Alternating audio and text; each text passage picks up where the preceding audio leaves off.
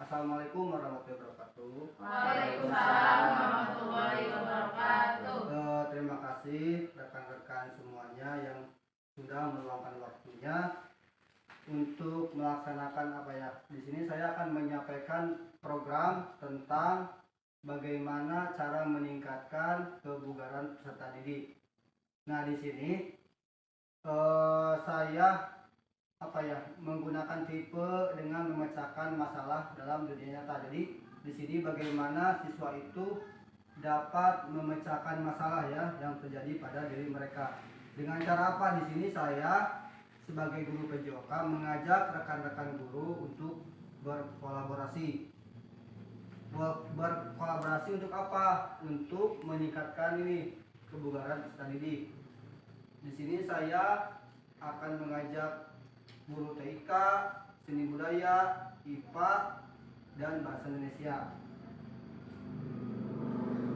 Nah, selanjutnya di sini, kenapa saya tadi ingin memilih tentang kebugaran peserta didik? Karena apa? Karena masih rendahnya tingkat kebugaran peserta didik yang ada di SMP 6 Pakenjeng. Kenapa di sini ketika saya lihat ketika jam olahraga mereka itu cepat lelah, ya. Nah, berarti apa yang terjadi? Apa yang terjadi dari siswa itu? Mungkin ada kendala apakah? Makanya di sini saya ingin melakukan penelitian itu. Selanjutnya tujuannya di sini program yang berdampak positif kepada murid yang berkaitan dengan kesehatan dan kebugaran peserta didik. Nah, dengan program ini diharapkan dapat menumbuhkan kesadaran peserta didik tentang pentingnya arti kebugaran secara mandiri, kreatif.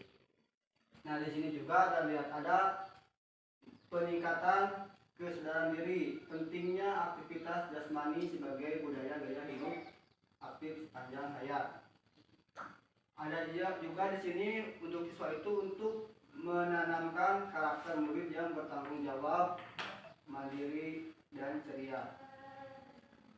Selanjutnya, nah di sini nanti itu siswa itu ketika diberi tentang tindak lanjut ini akan membuat proyek yang dimana di sana ada produk. Nanti ketika ini terlaksana, siswa dapat membuat portofolio kebugaran jasmani dan mengunggah video tersebut. Ya, jadi nanti siswa itu dibagi menjadi beberapa kelompok. Misalkan saya menganalisis kelas 8. Nah, siswa itu membuat portofolio tentang kebugaran jasmani. Mereka mencari, membuat, lalu membuat video-videonya tentang apa. Jadi mereka contohnya membuat video senam. Jadi mereka itu meningkatkan kebugaran jasmaninya itu dengan cara senam. Nah, nanti di akhirnya itu mereka bisa membuat render, lalu si hasil karyanya itu bisa diupload di YouTube SMP 6 Pakenjeng, atau portofolionya bisa ditempel di mading atau di kelas. Nah, ini tadi yang tentang saya kenapa mau berkolaborasi dengan rekan yang lain di sini. Di sini ada pertama, kenapa dengan bahasa Indonesia? Karena di sini mungkin akan membantu untuk membuat aturan, panduan sistematis mengenai alur pelaksanaan kegiatan, pembelajaran proyek mulai dari awal sampai akhir. Jadi untuk mapel bahasa Indonesia itu mungkin bisa membuat untuk alurnya, kerjasamanya. Terus di sini saya sebagai guru PJOK mungkin sebagai untuk melakukan observasi atau pengumpulan data terhadap peserta didik. Nah, untuk mapel TK mungkin di sini saya akan berkolaborasi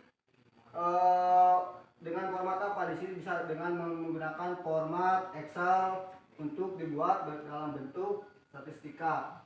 Selanjutnya pada mapel IPA.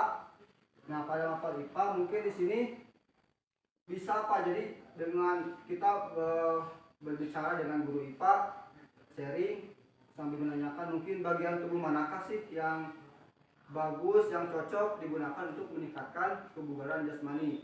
Jadi itu saling keterhubungannya.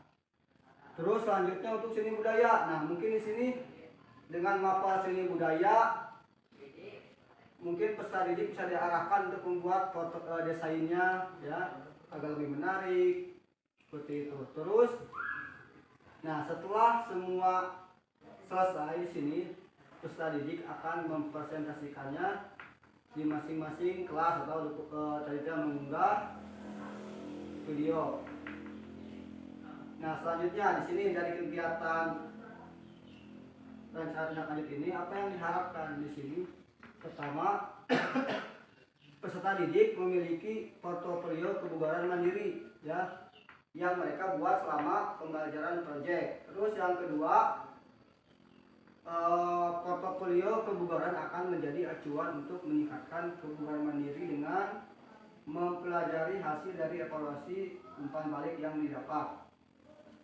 Yang ketiga, peserta didik membuat video tutorial atau video senam kebugaran jasmani.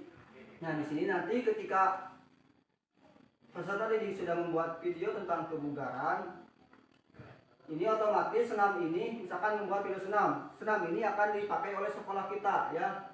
Mungkin di acara kegiatan senam bersama mungkin bisa dipraktekkan atau dipandu oleh teman-teman mereka. Selanjutnya, nah ini ada struktur programnya. Pertama ada penguatan kebijakan dan regulasi. Mungkin pertama itu dari kepala sekolah tentang untuk kegiatan ini, ada dari pengawas pembina, tim KPK, guru dan komunitas belajar. Terus yang kedua ada bagaimana cara publikasinya. Pertama tadi bisa membuat banner atau flyer, upload video ke YouTube atau ditempel di mading, atau bisa juga di PMM atau di komunitas belajar kita yang ada di SMP 6. Ya, kegiatan ini akan dilaksanakan pada bulan Januari dan Februari dengan waktu 4 minggu. 4 minggu itu biasanya di sini saya nanti akan menggunakan waktunya itu tiap hari Jumat. Jadi siswa itu melakukan proyeknya itu setiap hari Jumat. Nah, dan program ini ditunjukkan untuk murid kelas 8. Nah, di sini juga misalkan ada kapasitas atau aset yang dimiliki. Jadi di sini saya itu tidak semata-mata membuat program ini, tapi saya juga menyesuaikan dengan aset yang ada di sekolah kita. Misalkan di sini aset manusia. Pertama ada aset murid. Di sini yang senang olahraga dan antusias. Kedua ada kepala sekolah dan guru pendukung kebijakan dan fasilitator pembelajaran. Terakhir ada orang tua. Di sini kita harus pasti membutuhkan orang tua yang mendukung setiap kegiatan yang dilakukan oleh anaknya. Yang kedua aset sosial. Mungkin di sini aset sosialnya apa yang ada di lingkungan sekolah kita. Kita bisa bekerja sama dengan MGMP atau Puskesmas atau aparat tempat. Aset fisik. Nah, di sini aset fisik itu kita dapat memanfaatkan lapangan bola voli yang ada di sekolah kita. Ada parkir, sarana olahraga, laptop atau jaringan internet, gedung kelas, dan lab komputer. Ada aset politik. Nah, aset politik ini mungkin kebijakannya ada di kepala sekolah. Terus yang kelima ada aset lingkungan. Ya, di sini itu aset lingkungan itu bukan yang ada di sekolah kita saja, tapi kita bisa memanfaatkan yang ada di lingkungan sekitar. Contohnya ada di lapangan voli di desa, karena kita lahannya dekat dengan desa. Terus di sini juga banyak lahan yang luas, jalannya juga aman dan memiliki udara yang segar. Terus aset agama, karena di sekolah kita sering melakukan kegiatan duha bersama, jadi di sini olahraga itu menjadi jalan. Misalnya jikalau tubuhnya sehat itu mungkin mereka juga dalam melakukan ibadahnya akan bugar ya, akan semangat. Terus terakhir ada aset finansial. Nah, ini itu aset finansial itu mungkin dukungan dari sekolah, orang tua, ini sumbangan-sumbangan seperti itu. Mungkin ini jarang terjadi, tapi itu bisa diusahakan kalau berjalan. Nah, sini ada rencananya evaluasi. Ini tentang keseluruhan yang tadi. Ada regulasi dan kebijakan, evaluasi, refleksi, publikasi, pengolahan data, jadwal, penyusunan program, dan diskusi murid atau komunitas guru. Terakhir, nah mungkin ini yang akan menjadi tantangan bagi kita dalam membuat program ini. Pertama, tantangannya apa? Ada konsistensi pendampingan guru.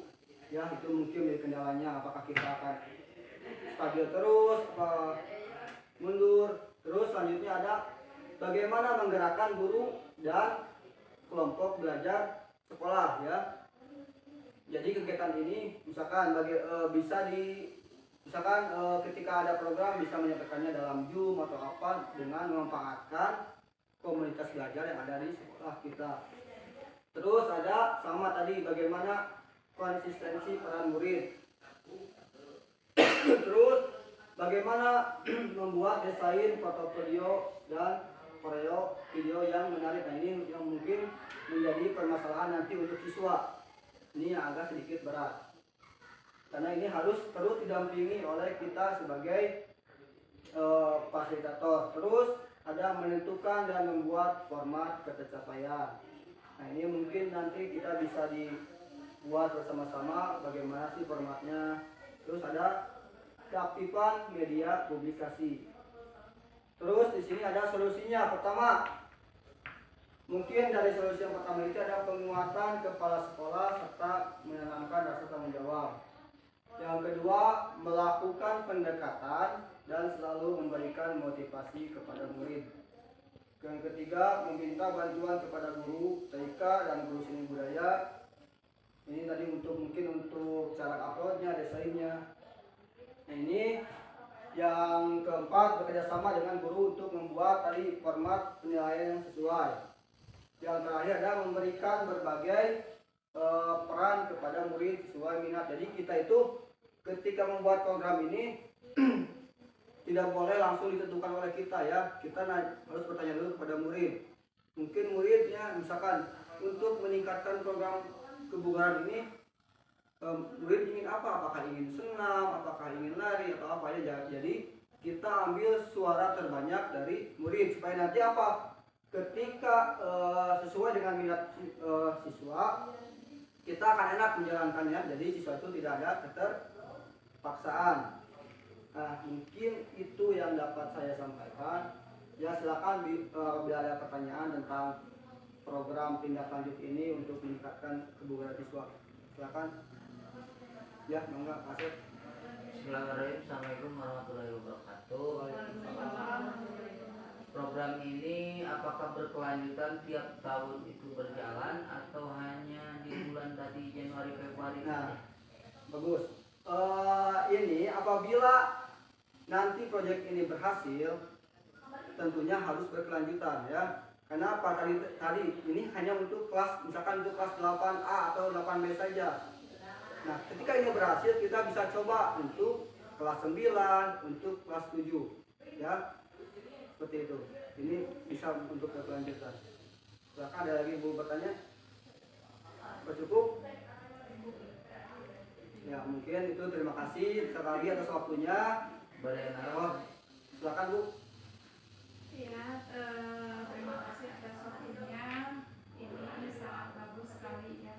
Mungkin ini bisa dikatakan bukan pertanyaan, bisa juga untuk sanggahan juga mungkin, ataupun tambahan untuk penguatan saja.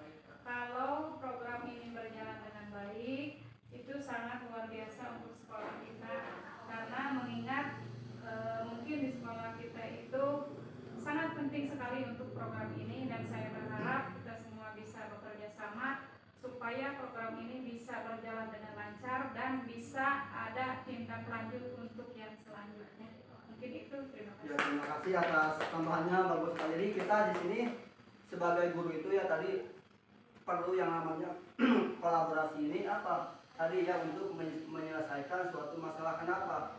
Kalau diselesaikan oleh sendiri itu mungkin masalah itu tidak akan cepat selesai. Tapi kalau kita bareng-bareng melaksanakannya, mungkin masalah itu akan cepat selesai dilaksanakan atau apa kita akan mencapai tujuan yang kita inginkan ya.